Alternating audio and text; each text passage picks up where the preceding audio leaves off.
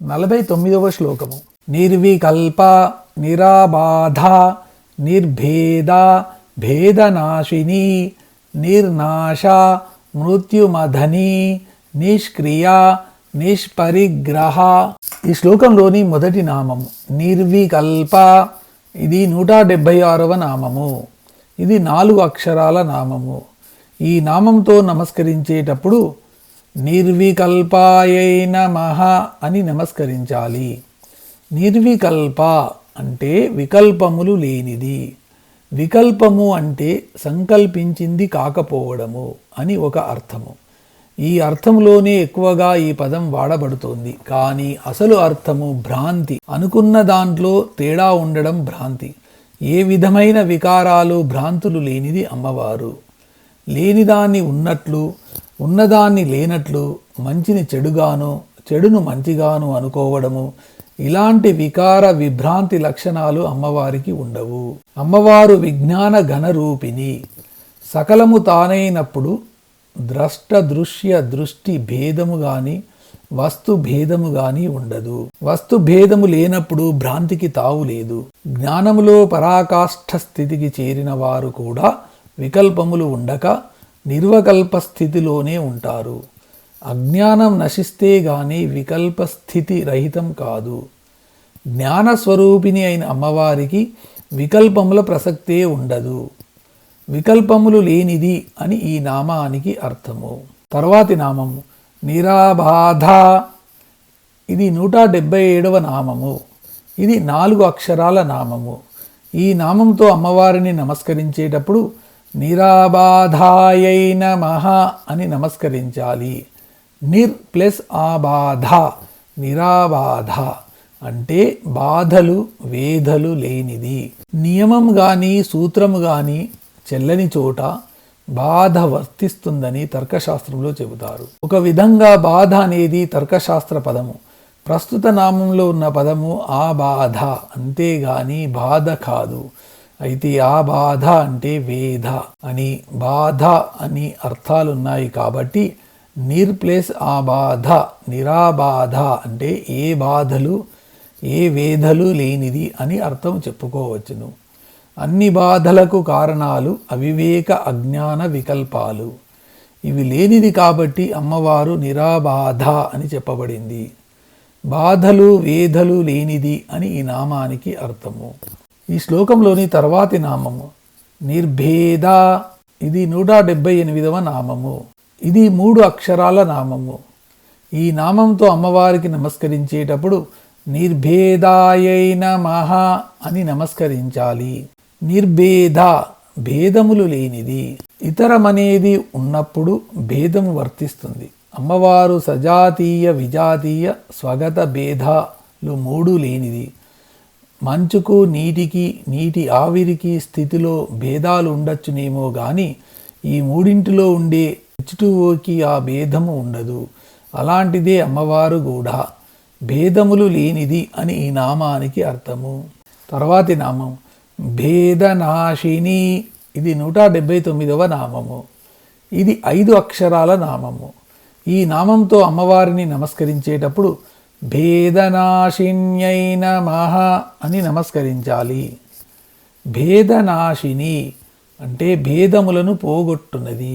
వ్యక్తి ప్రజ్ఞగా వేరుగా ఉన్న స్థితిని కరిగించి ఐక్యతా స్థితిలోనికి లీనము చేయునది అని నామానికి అర్థము.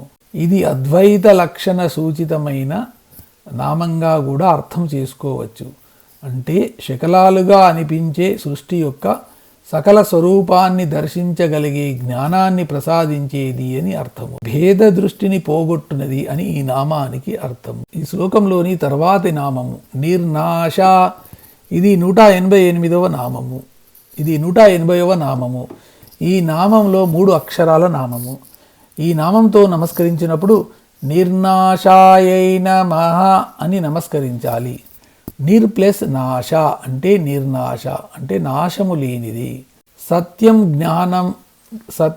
జ్ఞానమనంతం బ్రహ్మ అని తైత్తరీయోపనిషత్తు చెబుతుంది. సత్యము జ్ఞానము అనంతము అనే 3 లక్షణాలు చెల్లే పరబ్రహ్మ స్వరూపమే అమ్మవారు. నిజమైన అస్తిత్వము కలిగినదే సత్యము. మనము తెలుసుకుంటూ పోయి దేనియందు లీనమవుతామో అది జ్ఞానము. ఆద్యంతములు లేక ఎల్లప్పుడూ ఉండడమే అనంతము. కాబట్టి అమ్మవారికి నాశ లక్షణము ఉండదు. సినిమాలోని జనన మరణాలు, హత్యలు, దోపిడీలు తెర మీదనే జరుగుతాయి, కానీ తెరకు ఉండవు. సినిమా తెరలాంటిదే అమ్మవారు. ఆవిడ యందు ఈ సృష్టి స్థితి లయాలు వర్తిస్తాయి, కానీ ఆవిడకు ఉండవు. నాశము లేనిది అని ఈ నామానికి అర్థము. తర్వాతి నామము మృత్యుమధని. ఇది 181వ నామము. ఇది 5 అక్షరాల నామము. ఈ నామంతో అమ్మవారికి నమస్కరించేటప్పుడు మృత్యుమధన్యై నమః అని నమస్కరించాలి. మృత్యుమధని అంటే మృత్యుభావమును, మృత్యువును పోగొట్టున్నది. చనిపోవడం కంటే చనిపోతాను అన్న భావమే అసలు మృత్యు లక్షణము. పరీక్షిత్తు తాను మృతుడనవుతాను అని చెప్పినప్పుడు శుకయోగి ముందు ఆ భావాన్ని మర్చిపో, ఇక మిగిలినదంతా అమృతత్వమే అన్నాడు. అలాగే ముందు మనలోని మృత్యుభావనను మదనం చేస్తుంది అమ్మవారు. అటుపైన ఆత్మస్వరూపమైన మనకు మృత్యువు ఉండదు, పంచభూతాత్మకమైన దేహానికే ఉంటుంది అనే జ్ఞానాన్ని కలుగజేస్తుంది. మృత్యుభావనను, మృత్యువును పోగొట్టున్నది అని ఈ నామానికి అర్థము. తర్వాతి నామము నిష్క్రియ. ఇది 182వ నామము. ఇది 3 అక్షరాల నామము. నిష్క్రియాయై నమః అని నమస్కరించాలి. నిష్క్రియ చేయవలసిన, చేయకూడని క్రియలు లేనిది. సామాన్యంగా మనకు 2 రకాల క్రియలు ఉంటాయి. ఒకటి చేయవలసిన పనులు, 2 చేయకూడని పనులు. లేని వాటిని పొందడం కోసం చేసే పనులు మనకు ఉంటాయి. ఈ ప్రపంచమంతా తనలోంచే వచ్చినప్పుడు ఆ అమ్మవారు ప్రత్యేకంగా పొందాల్సినవి ఉండవు. కాబట్టి ఆమె నిష్క్రియ. అలాగే ఉన్న వాటిని రక్షించుకోవడం కోసం కూడా మనం కొన్ని పనులు చేస్తాము. తన నుండి వేరైతే రక్షించుకోవలసిన అవసరం ఉంటుంది. కానీ తన నుండే వచ్చి తన యందే ఉండి తనలోనే లీనమయ్యే విధంగా సమస్త వస్తు జాలంలో ఈ సృష్టి ఉంటే ఇంకా అమ్మవారు రక్షించుకోవాల్సినవి ఏముంటాయి? అందుకే పనులు చేయాల్సిన అవసరమే ఉంటుంది. కాబట్టి అమ్మవారు నిష్క్రియ అంటే ఏ క్రియలు లేనిది అని ఈ నామానికి అర్థము. ఈ శ్లోకంలోని చివరి నామము నిష్పరిగ్రహ. ఇది 183వ నామము. ఇది 5 అక్షరాల నామము. ఈ నామంతో అమ్మవారికి నమస్కరించేటప్పుడు నిష్పరిగ్రాహయై నమః అని నమస్కరించాలి. నిష్పరిగ్రహ స్వీకరణ, పరిజానాదులు లేనిది. పరిగ్రహము అంటే స్వీకరించడము. పరివారము, భార్య మొదలైన అర్థాలున్నాయి. ఏవైనా కోరికలు ఉంటే వాటిని తీర్చుకోవడం కోసము అందుకు కావలసిన ధనాన్ని కానీ, సంపదను కానీ, పరిజ్ఞానాన్ని కానీ ఏర్పరచుకోవడంలో ఆర్జించడము, అర్థించడము లేదా ఎవరైనా వచ్చినప్పుడు స్వీకరించడము జరుగుతూ ఉంటుంది. ఇలాంటి కోరికలు, అవసరాలు అమ్మవారికి ఉండవు. కాబట్టి బయట నుండి అమ్మవారు గ్రహించేవి ఏవీ ఉండవు. అందువలన అమ్మవారు నిష్పరిగ్రహ అని చెప్పబడింది. గ్రహ అంటే పట్టుకోవడము, పరిగ్రహ అంటే గట్టిగా పట్టుకోవడము.